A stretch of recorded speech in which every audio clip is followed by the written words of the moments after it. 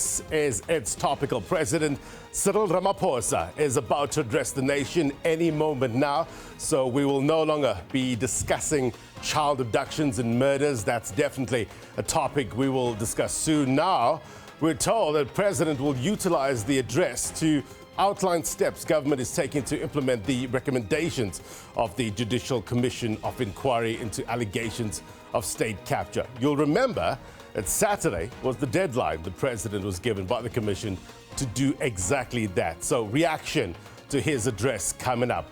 We also have our producer, Hlela Mkuko, out and about. She is with students eagerly awaiting the President's address. They made the trip all the way to the SABC's Radio Park because of load shedding. And now I understand the President is at the lectern. Let's take you there now live. I'm addressing you this evening on the fulfillment of a responsibility that was given to the President of the Republic nearly 6 years ago. Yesterday, I submitted to Parliament Cabinet's response to the recommendations of the Judicial Commission of Inquiry into allegations of state capture, corruption, and fraud in the public sector.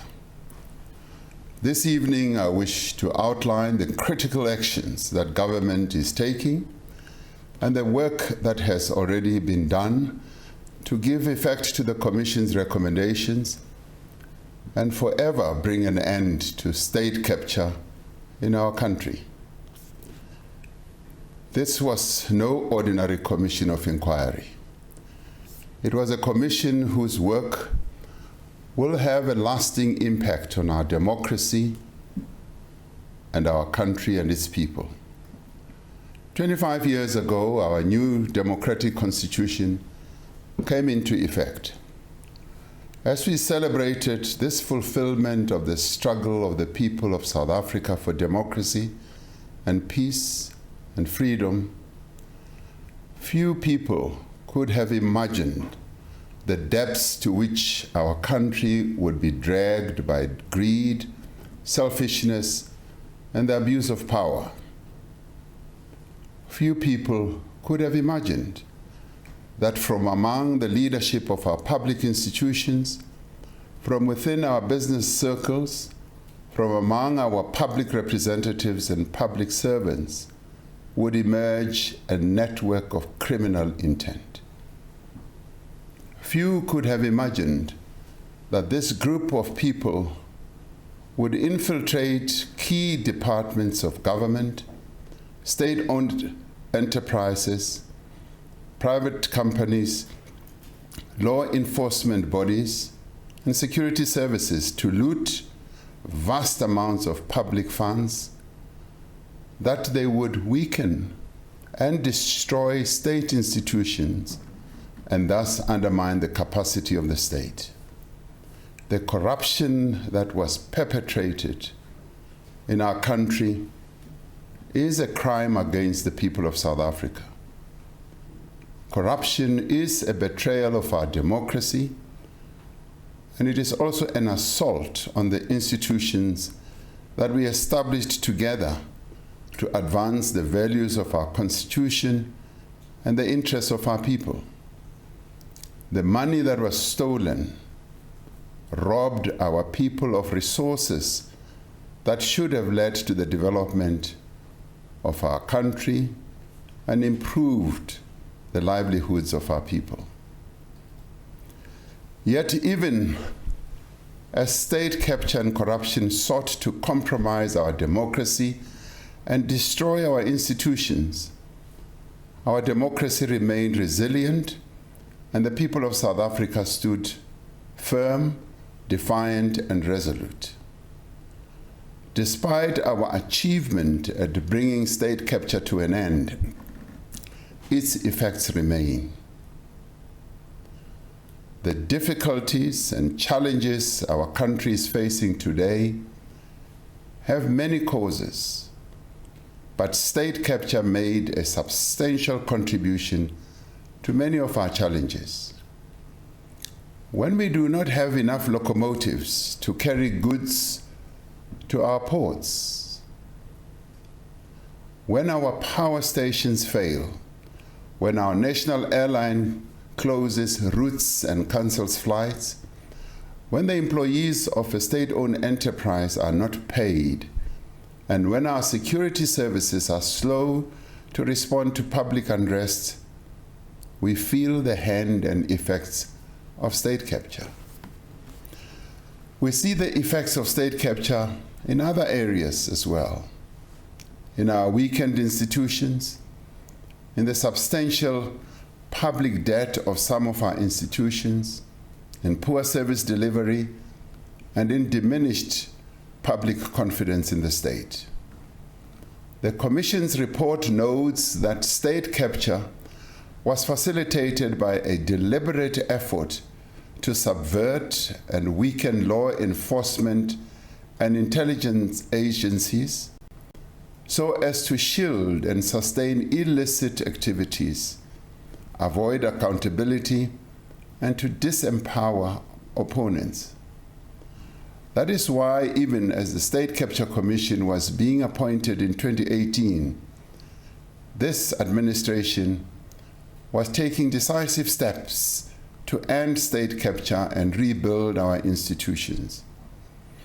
Since the start of 2018, we have appointed new leadership at the Hawks, an institution that was targeted for weakening, which has since then secured 4,500 convictions for corruption and other priority crimes.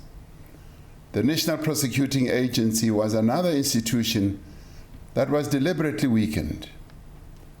We have appointed a new National Director of Public Prosecutions on the recommendations of an independent panel following a transparent public process.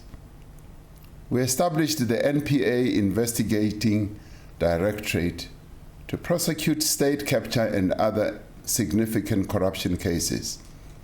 And now, to further strengthen existing anti-corruption capabilities, the Investigating Directorate will be established as a permanent entity within the NPA.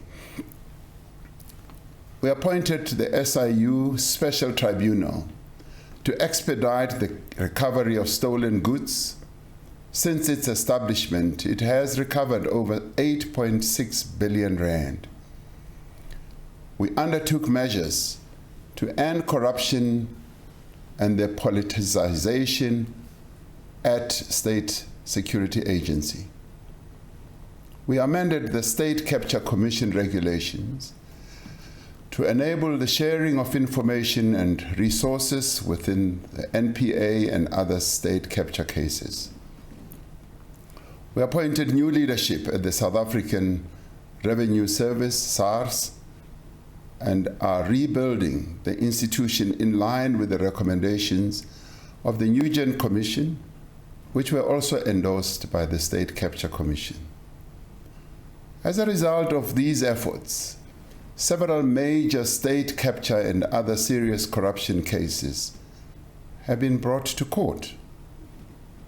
Yesterday, I submitted to Parliament the Cabinet's response to the findings and recommendations of the Commission of Inquiry into State Capture in fulfillment of an order by the judiciary.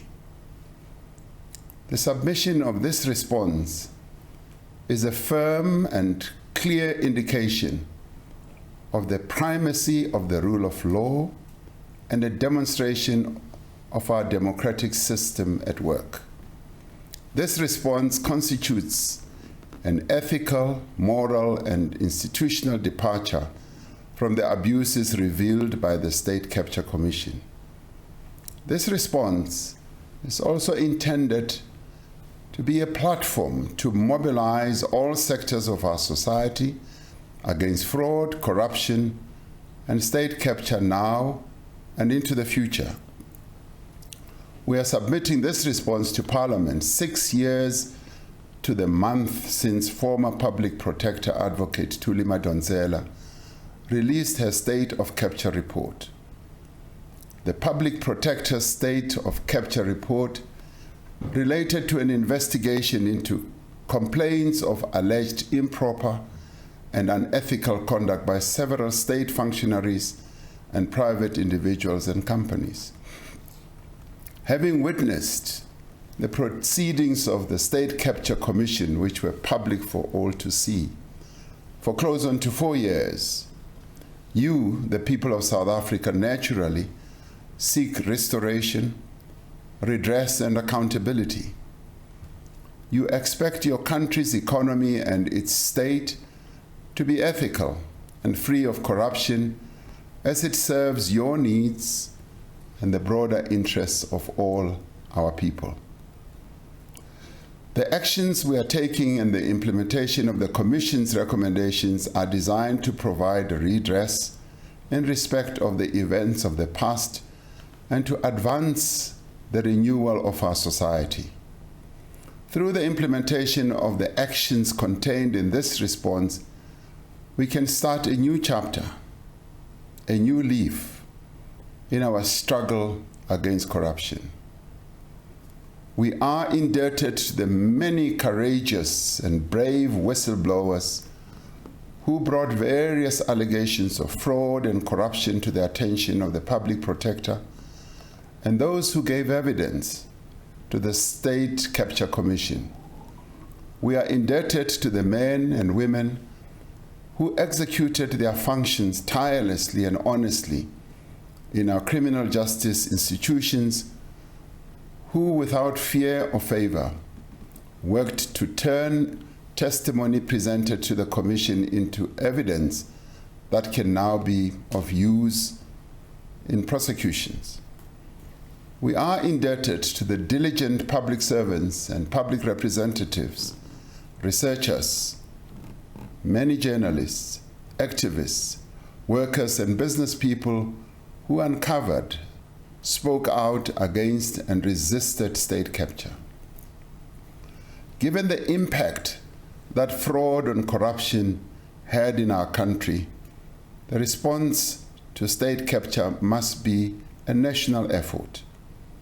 During the course of its work, the Commission heard evidence from over 300 witnesses and held more than 400 days of hearings.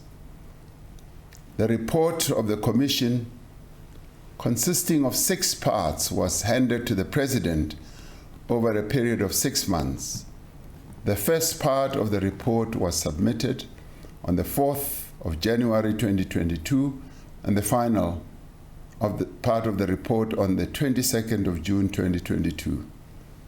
Each part of the damning report was made public as we received it. The State Capture Commission report concluded that there can be no doubt that state capture happened in South Africa.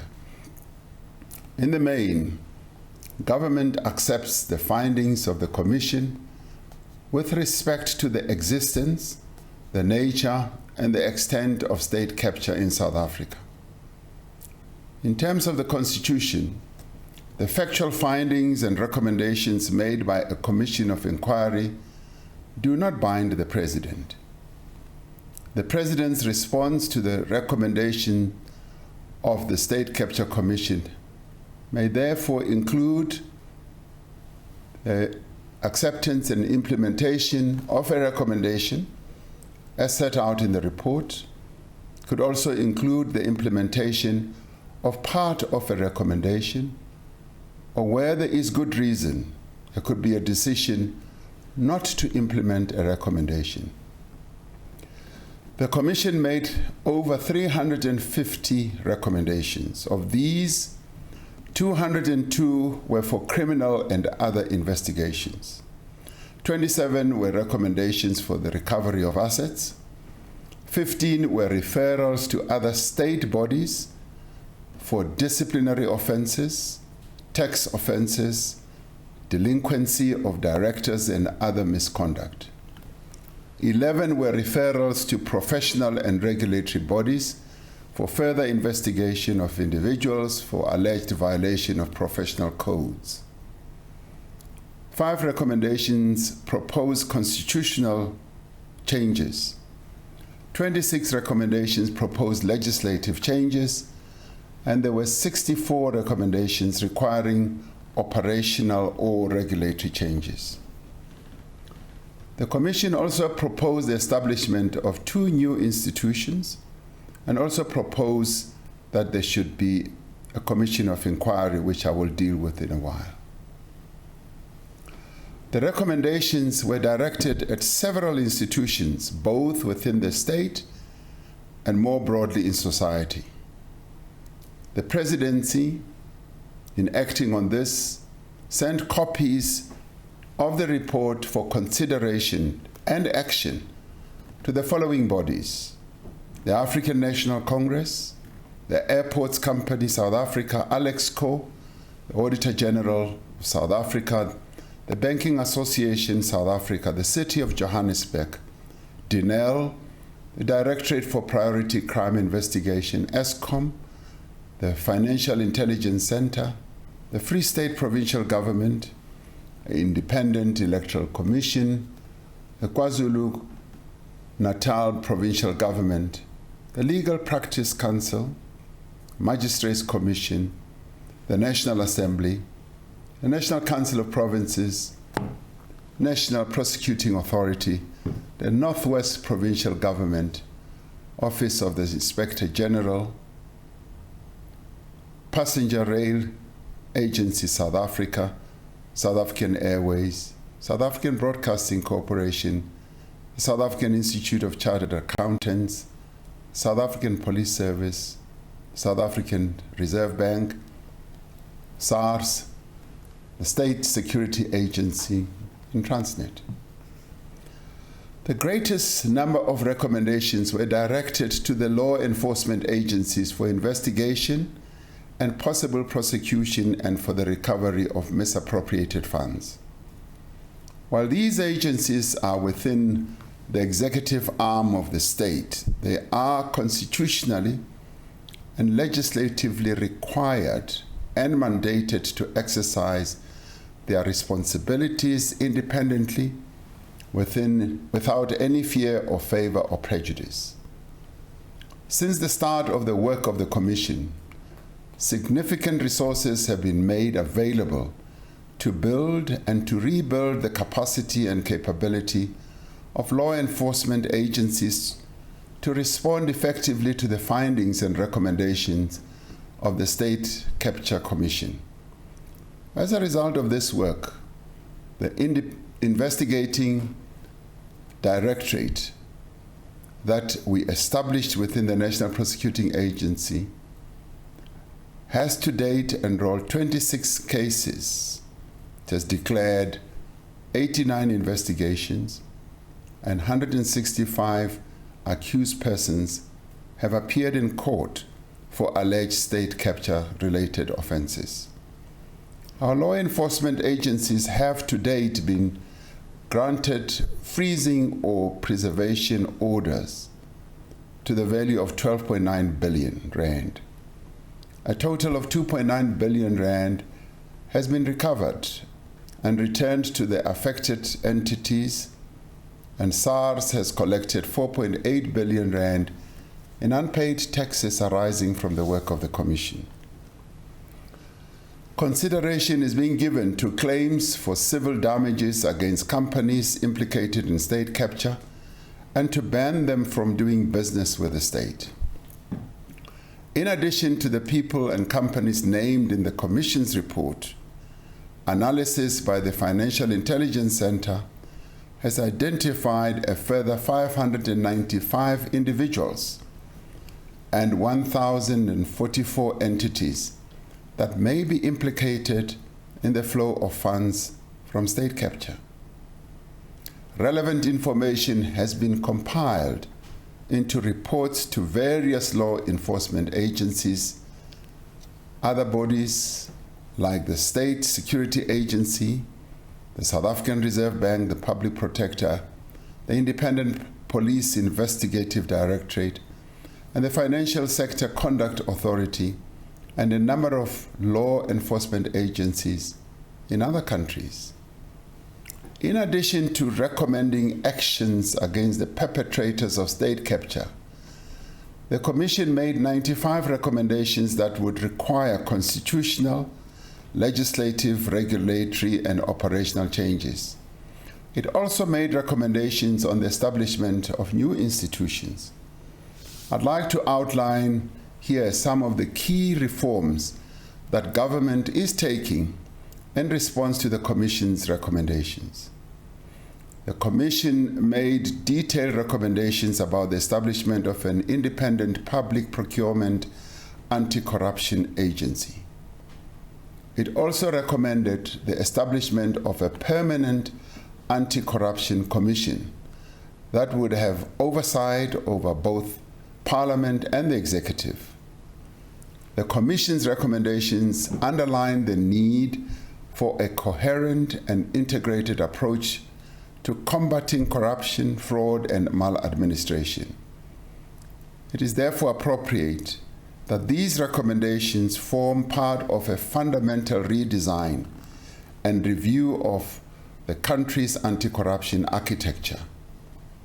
Based on the advice of the recently appointed National Anti-Corruption Advisory Council and the outcomes of a review of our anti-corruption architecture by the Department of Justice, a comprehensive proposal on an effective and integrated anti-corruption institutional framework will be produced for public consultation, finalization, and implementation. To address concerns about the independence of the NPA, legislative amendments will introduce greater transparency and consultation in the selection and appointment of the National Director of Public Prosecutions. This will draw on the process that we adopted for the selection of the current NDPP. The State Capture Commission made several detailed recommendations with respect to procurement reform, which we support and accept and are working to put into effect.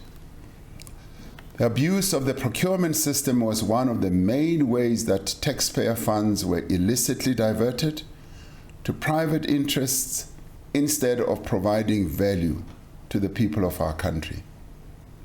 The Public Procurement Bill, which is expected to be finalized and submitted to Parliament by March 2023, will address many of the Commission's recommendations. These recommendations include the introduction of a code of conduct setting out the ethical standards for procurement, protecting accounting officers from criminal or civil liability for acting in good faith, harmonization of public procurement legislation, making procurement more transparent, and establishing a professional body for public procurement officials. As recommended by the Commission, lifestyle audits for the President, Deputy President, Ministers and Deputy Ministers is being managed by the Director General in the Presidency and undertaken by an independent external service provider. The Commission found that the appointment and removal of board members and senior executives in state-owned enterprises was one of the key causes of state capture. The lack of compliance, transparency, and accountability in the appointment of board members did not only enable the capture of these companies, but also contributed to a decline in their operational and financial performance. That is why government accepts the Commission's recommendations on the need for a process for the appointment of boards of state-owned enterprises that is not open to manipulation. This would include the involvement of independent panels with appropriate technical expertise to recommend suitable candidates to the relevant minister. No board member will be allowed to be involved in procurement processes, as has happened during the state capture period, beyond playing an oversight role. Ministers will be prohibited from playing any role in procurement within state-owned enterprises or departments. The State Capture Commission recommended the establishment of a commission of inquiry into the Passenger Rail Agency of South Africa, PRASA, because the commission said it has an uneasy perception that there is much about the ills at PRASA that has not yet been uncovered. Close quotes. Our view is that the establishment of a further commission of inquiry into PRASA must be considered against existing initiatives that are probing the collapse of PRASA. There are currently investigations into PRASA by the Hawks and a wide-ranging probe by the Special Investigating Unit, including investigating governance and maladministration. I'd like to wait the outcome of those investigations before deciding on the establishment of a commission of inquiry. The State Capture Commission also exposes the central role that private sector actors played in state capture, both through direct involvement in procurement corruption, fraud and money laundering, but also in weakening institutions that stood in the way of state capture. These perpetrators included management consultants, both local and foreign, advisors, accountants, auditors, lawyers, bankers, as well as providers of goods and services, including large multinational firms. To address some of the abuses by private companies, amendments will be made to laws currently under review to, among others, criminalize donations to political parties in expectation of state contracts, to bar suppliers who have engaged in dishonest or corrupt behavior, and to make failure to prevent bribery an offense. The Commission investigated various allegations of illegal activities and abuse of state resources at the State Security Agency. The Commission found that weaknesses in our intelligence services regulatory framework made them particularly vulnerable to abuse for political and personal gain. We will implement all the Commission's extensive recommendations on the intelligence services, together with the recommendations of the high-level review panel on the SSA chaired by Professor Sidney Mufamadi. A new General Intelligence Law Amendment Bill will implement many of the Commission's recommendations, including establishing separate domestic and foreign intelligence services, improving oversight of intelligence agencies, and giving practical effect to the principle that no member of the executive responsible for intelligence may be involved in the operational matters of the SSA. The Commission identified whistleblowing as an essential weapon in the fight against corruption. The actions of whistleblowers have played a vital role in exposing many of the activities that were part of state capture. Whistleblowers need to be encouraged to report instances of fraud and corruption and need to be protected from victimization, prejudice, or harm. The Department of Justice is reviewing the Protected Disclosures Act and Witness Protection Act to give effect to the Commission's recommendations on the protection of whistleblowers. This will ensure, among others, that whistleblowers receive the protections afforded by the UN Convention Against Corruption, and that whistleblowers have immunity from criminal or civil action arising from honest disclosures. The Commission made recommendations for the consideration of far-reaching reforms to the country's electoral system.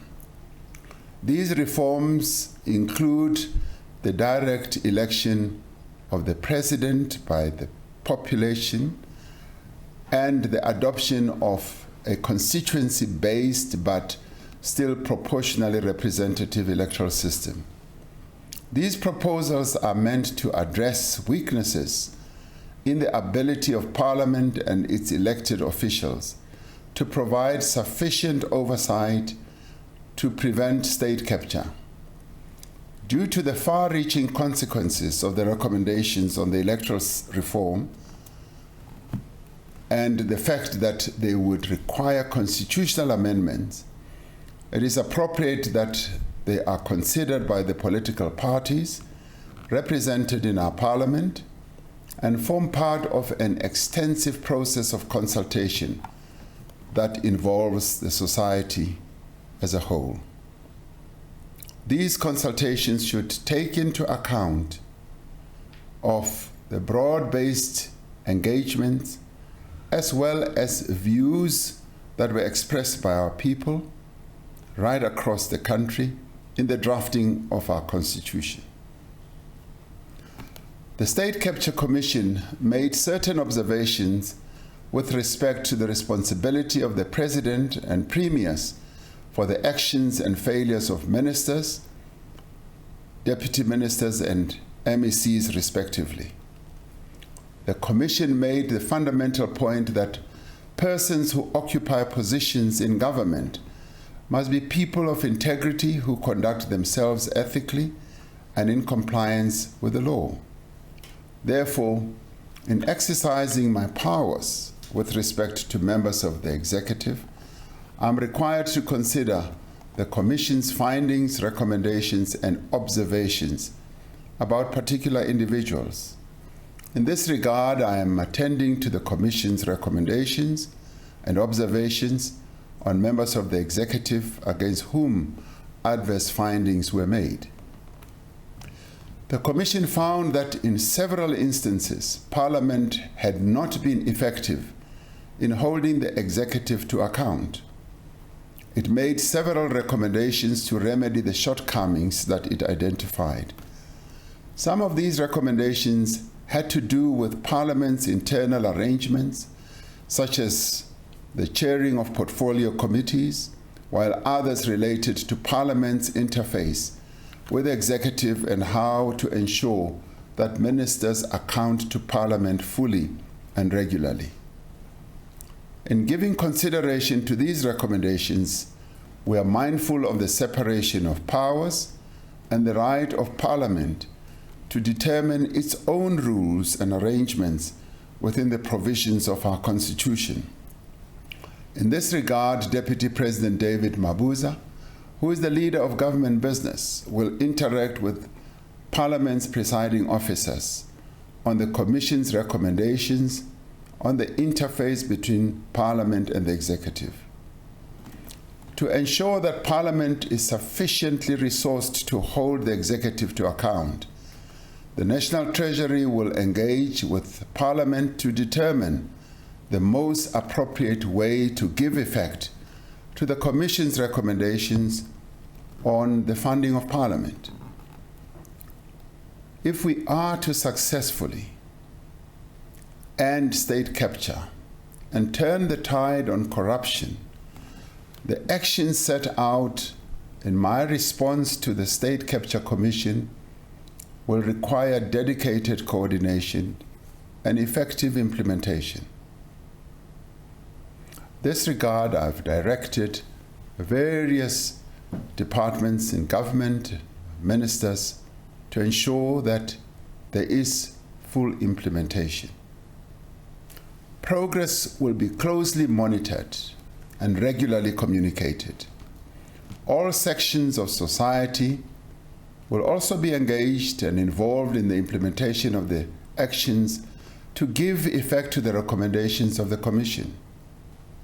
In conclusion, let me express on behalf of the people of our country our profound gratitude to the dedication and wisdom with which Chief Justice Raymond Zondo led this Commission.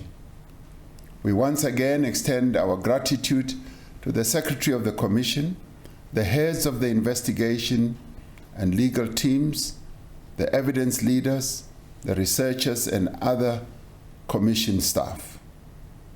We recognize the contribution of the former Public Protector Advocate Thuli Madonsela, whose initial investigation into allegations of state capture laid the foundation for the establishment of the State Capture Commission. The submission of this response to Parliament gives full effect to the remedial actions contained in the Public Protector's report of November 2016. While it marks the end of a chapter in our country's history, the hard work to restore our country, repair our institutions, and rebuild our trust in each other still lies ahead. This administration is firmly committed to undertake this task, to combat corruption in all its forms, in every part of government and in every sphere of the state. Where corruption has occurred, for example, in the procurement of the COVID-19 related goods, we have acted swiftly to prosecute those responsible and recover stolen funds. This has been made possible in large part due to our efforts to strengthen the South African Police Service, the Hawks, the National Prosecuting Authority, the South African Revenue Service, SARS, the Financial Intelligence Center, the Special Investigating Unit, and other important agencies. This stands in stark contrast to the period of state capture, where perpetrators were able to act with impunity, confident that they would not face the consequences of their actions. This is no longer the case. The people of South Africa are tired of corruption and want it to end. Those who are involved in corruption, or who are even thinking about engaging in criminal conduct, must know that all the instruments of the state will be used to bring them to book. There will be no place for corrupt people, for criminal networks, for perpetrators of state capture to hide. Now that our response to State Capture Commission has been submitted to Parliament, we look forward to the deliberations and suggestions of members of Parliament and from across society as we take forward the recommendations of this Commission. As a country, we are emerging from a very dark and difficult period. Together, we have chosen a path of rebuilding, a path of renewal, a path of transparency and accountability, and a path of justice and the rule of law. I have every confidence that no matter the challenges, we will walk this path together and we will prevail because we are South Africans. I thank you. May God bless South Africa. Good night. Actions against the perpetrators of state capture, broader systemic reforms. Are you convinced that the steps being taken are, firstly, adequate from what you've heard, and secondly, will the reforms prevent future occurrence of state capture? President Cyril Ramaphosa there outlining his intentions with regards to the implementation of the Commission's recommendations. You'll know it's a 76-page document, and it sets out basically the approach to the Commission's findings and the recommendations, the methodology for developing the response plan, as well as the implementation of response. He spoke about a commission that will have a lasting impact on our democracy. He also spoke about the abuse of power, a network of criminal intent, he says, saying that corruption is a betrayal of our democracy. The money that was stolen robbed the people of resources. The response to state capture, he says, must be a national effort. And this all comes at the back of 3 former presidents speaking out, weighing in on various burning issues. Where does that fit in with regards to the political calculus? What does it say about the state of play in South Africa? We have the better minds on the program tonight. We have Kani Magubane. She's the political analyst, but we've also got reaction from political parties. Let's start with that. Velenkosini Tlhabisa, sir, president of the IFP, good to have you on the program. President speaking about, if I'm not mistaken, 165 people that have already appeared before court on alleged state capture offences. You take any confidence from his address tonight, sir? Good evening, together with the colleagues in the platform and the viewers of this program. First of all, there is legally, which gives confidence when it comes to the ANC and the president, who is the leader of the ANC. They have effectively failed our country in every respect. Even this one is only going to target weak and non-significant people. It will not touch the high-ranking leaders of the ANC who are implicated in the state capture. The day it concentrates on the ministers, people serving in the top 6 of the ANC who were implicated by the Zondo Commission, it is the day we will start believing that the president, Mr. Cyril Ramaphosa, and the ANC can succeed in restoring the broken country which was brought down to where it is today by the African National Congress. Otherwise, I'm not going to believe anything what he has said. Dr. Kroonewald, FF+, do you believe anything the president said tonight? No, not at all. He did not convince me. And I'll tell you also why I say so. You know, many of these recommendations and what the Honorable President has just said is actually supposed to be part of the whole new democracy since 1994. And it is also actually part of the 1996 final constitution of South Africa. Let's take the executive members, for instance, which the president referred to. If you go and read the constitution, it states quite clearly that, in effect, it must be accountable to Parliament. It must be honorable members, meaning that they have integrity. Then the question arises, why didn't the president then appoint that type of people in the executive? And if we refer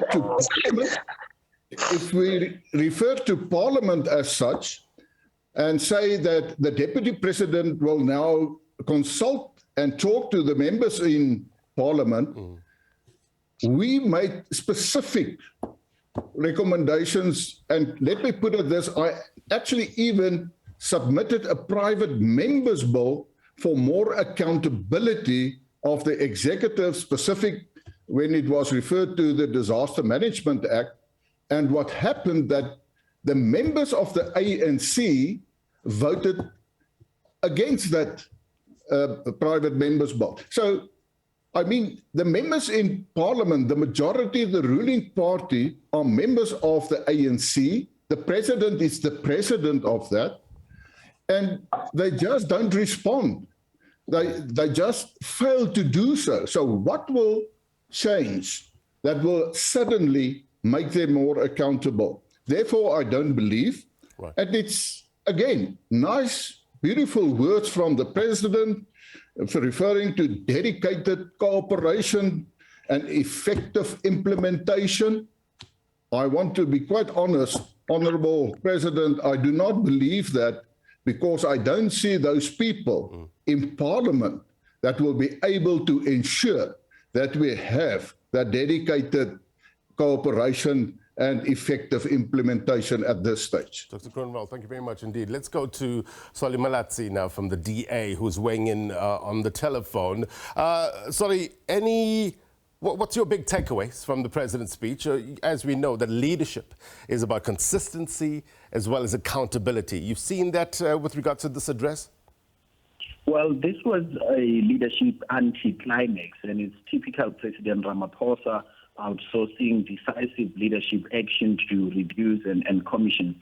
At the root of what breeds state capture is cadre deployment, and it's consistently referenced in the state capture report as being the source of what led to the infestation of state capture in the state. And the president kept mum about it and didn't say anything. And one has to wonder that the way that even the timing of this presser, that it is more of a response to try and extinguish some of the political pressure that he's been getting with the criticisms from, Mbeki, President Mbeki, President Motlanthe, and even Jacob Zuma over the last few years, because there was nothing substantive, nothing groundbreaking in substance in what will herald a new era in governance in South Africa. One of the things that he mentioned was that, ethical leadership is an important ingredient for the success of government. But still, there are ministers who were cited by the State Capture Commission that even to this day, the president has not taken any action against them. So basically what he has done, he has missed an opportunity to showcase that he had so much respect to this institution, to this commission, which was put at great cost to the taxpayer, took 6 years to finalize its work, and basically there is no political will or appetite on behalf of the president to act. And he was treading very carefully because, we know, and he also knows that if he needed to take decisive action, it would mean taking some of his comrades and some of his strongest political allies to task, and hence he didn't do that. So it's a major disappointment. Solly Malatsi from the DA calling it a missed opportunity. Let's bring in political analyst Kani Magubane. She joins us now live via Zoom. Kani, very good to see you. She'll soon pop up on my screen, hopefully control. But Kani, if you can hear me, let me just throw in with regards to what the president said. I mean, he spoke about the dealing with members of the executive who have been implicated, where adverse findings have been found. But there's an ANC conference coming up in December. Do you see any movement with regards to the executive before that conference? Very good evening to you. I think if we can take our cue from what came out of the NEC saying that for the most part, they are unhappy with the recommendation of the Zondo Commission, then we definitely are going to see a big fight in terms of the president being able to bring his own comrades to book. We've just heard the president going into great detail about the recommendations, over 300 recommendations, of which a vast majority were for prosecutions. Now, of the 300 state witnesses that came forward to testify, we saw a number of top executives in the ANC being implicated. And if the president wants the Zondo Commission's recommendations to be implemented, then he's going to be very unpopular within his top executive, because they, for all intensive purposes, are saying that the president himself must be the very first one to be prosecuted for all the crimes that he's currently being accused of, and that he has no ground to stand on to say they must be brought to book for their role in state capture. And so I think that the president, leading up to the conference, of course, does need favor from and support from his own comrades, and it's going to be a very thin balancing act to ensure that on the one side he's making good on the promises he made tonight to ensure that the recommendations of the State Commission report are implemented, and also to, on the other hand, continue enjoying the support of his close allies, which are his executive. So at this current point, I can say that the president is caught between a rock and a hard place, because he mentioned that the ANC had been one of the beneficiaries to have been sent submit the report for their recommendation. And if the ANC comes back and say that they don't feel that any of their members who've been implicated should stand for any type of prosecution, it's going to be a tall order to see how he gets the Hawks and the judiciary to actually implement that. It's going to be a fight every step of the way. I don't think the president is anticipating an easy road ahead. In fact, I think he himself knows that the biggest challenge that he has is to get anyone, even just one person, successfully prosecuted. Will that happen? I don't think without a fight. And this could be really the start of seeing blood on the floor. Kani, stand by. I just want to bring in Pule Mabe from the ANC. Pule, good to have you on the program. Talk to us. Is the president caught between a rock and a hard place? Kani asked the question, can he bring his own comrades to book? Your thoughts on his address today?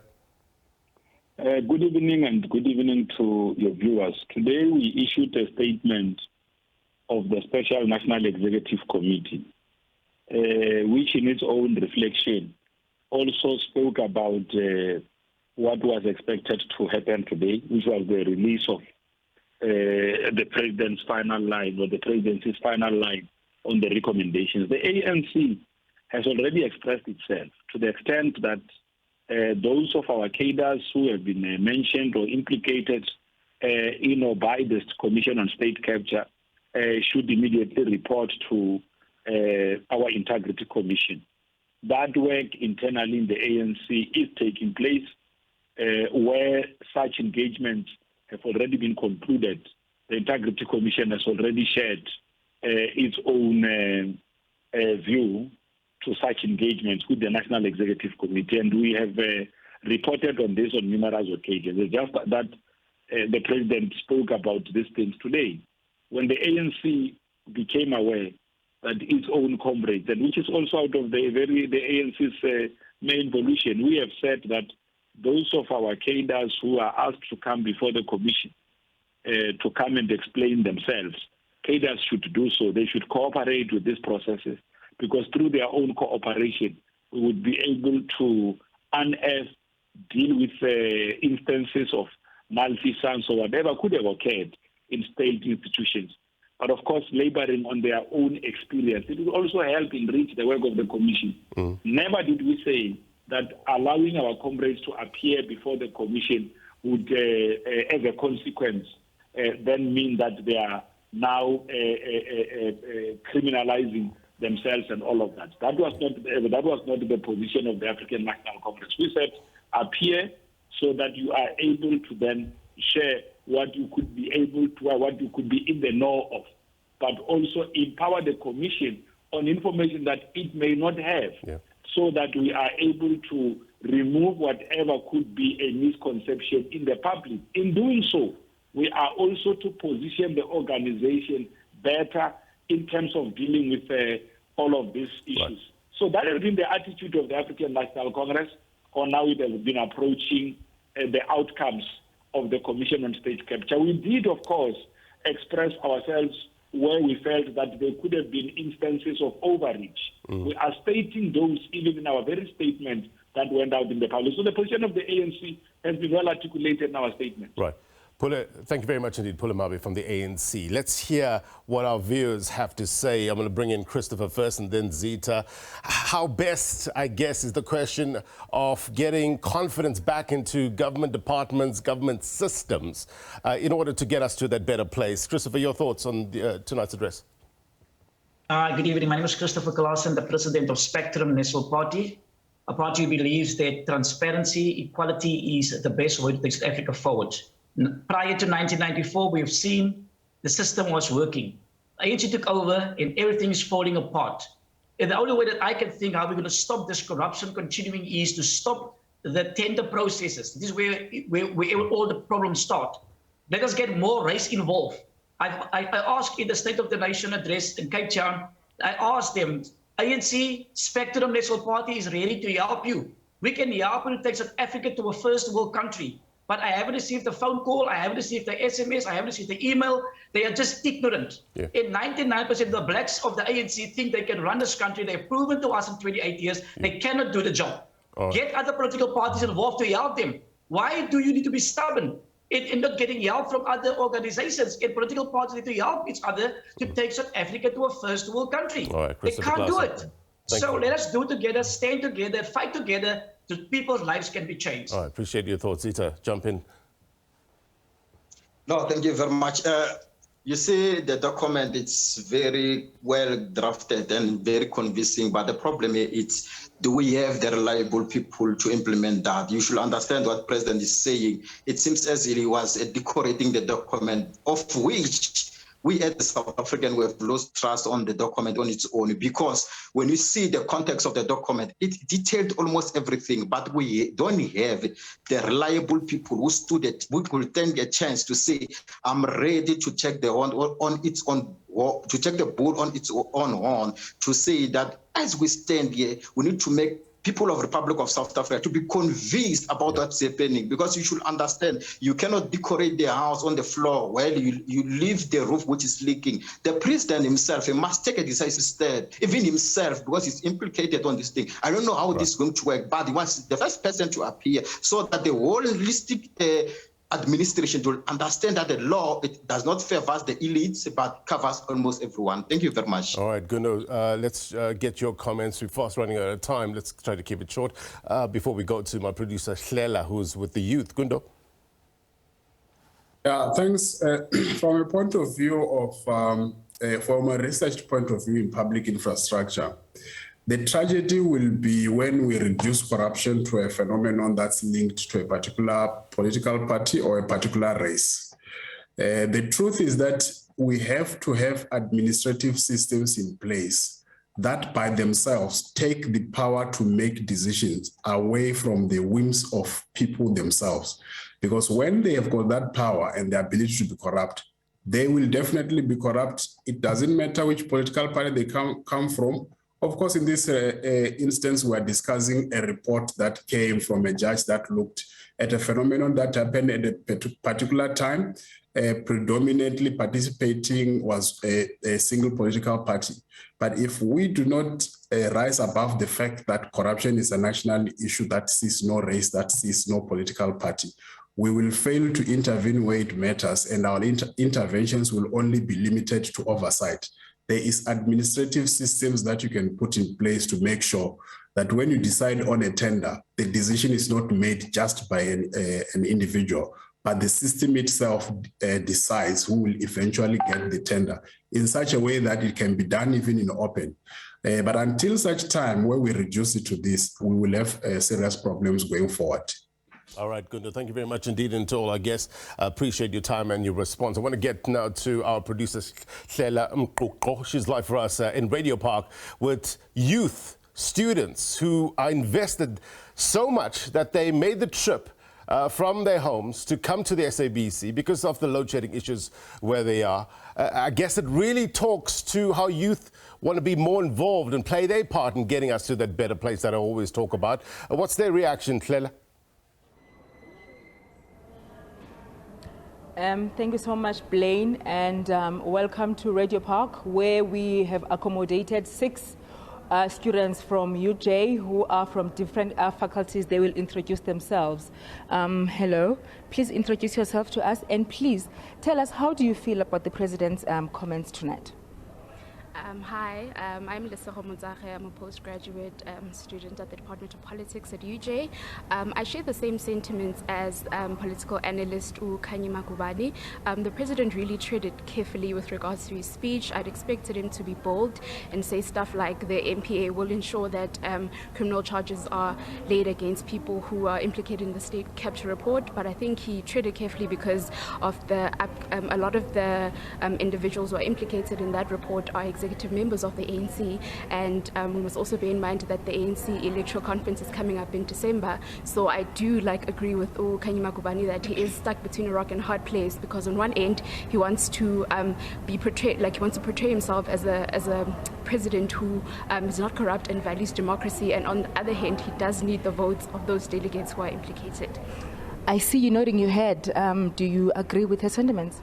Yes, I do, and I concur with the sentiments of IFP leader Velunkusini Hlabisa, where he said the Zondo Commission recommendations will be aimed at the ANC comrades, smaller ANC comrades, not senior ANC comrades, because of, if we look at the Zondo commissions, most people who were implicated are formed part of Zuma's factions. Therefore, in terms of the prosecution, I don't think there will be fair prosecution, because of, if we look at the institutions that have to prosecute these comrades, Cyril Ramaphosa presides over them.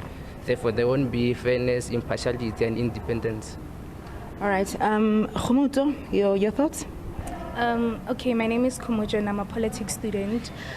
For me, and I think for a lot of South Africans as well, we're expecting to hear methodology of how they're going to take radical and rigorous action against the individuals that have been implicated, so that to us, we get to understand that there are consequences to actions. And I think over the years we've been having the commission and the president's comment on the commission and the actions that would be taken, but I sort of feel like majority of the things he talked about we already know about. So now we want to know, what is the way forward as a leader? What is it that you're going to do in order to ensure that you give assurance to South Africans and protect the constitution and our democracy, and make sure that the radical actions that are taken, especially looking at the fact that the people who are implicated are actually within the executive, so that people can know that there are consequences to their action. You cannot continue leading. It's not just about taking back the money, the misappropriated funds. It's about taking action against those people, so that the next generation of leaders can actually understand and know that state funds are there to serve the people. It's not there to serve personal interests. It's not there to ensure that people enrich themselves, but coming together and making sure to push the mandate of the ANC, which is to make sure that the people are served at their fullest capacity. So that is what I would have loved to hear, not what we already know as a country. Thank you so much. And your sentiments? My name is Andiswa Makiolo. I'm a second-year politics student. I love how the president kept on reiterating South Africa's anti-corruption nature, and how the findings and recommendations of the Zondo Commission serve as critical action that will be undertaken by government. And also, I'm a bit skeptical about the point he made on how he can make the decision to not accept any of those recommendations, in the sense that if there is a recommendation for government and parliament officials to engage in a vote of no confidence for him, coming from his engagement in the Pala Farm scandal, on what grounds will he be able to kind of defy such decisions and acceptance of recommendations? Thank you. Brian, very shortly, what do you think about the president's comments? I don't think it's just the president's comments. This proves the ANC's investment of its power in South Africa. The thing is, you can tell they've invested on the youth's passiveness in political decisions, and they've already invested on the illiterate nature of the people in South Africa when it comes to politics. So they know very well. We're just going to discuss it on Twitter tonight, and tomorrow we go home to work. We forgot about it. And the old people at home, they're not going to say anything about it. They've misunderstood everything he said.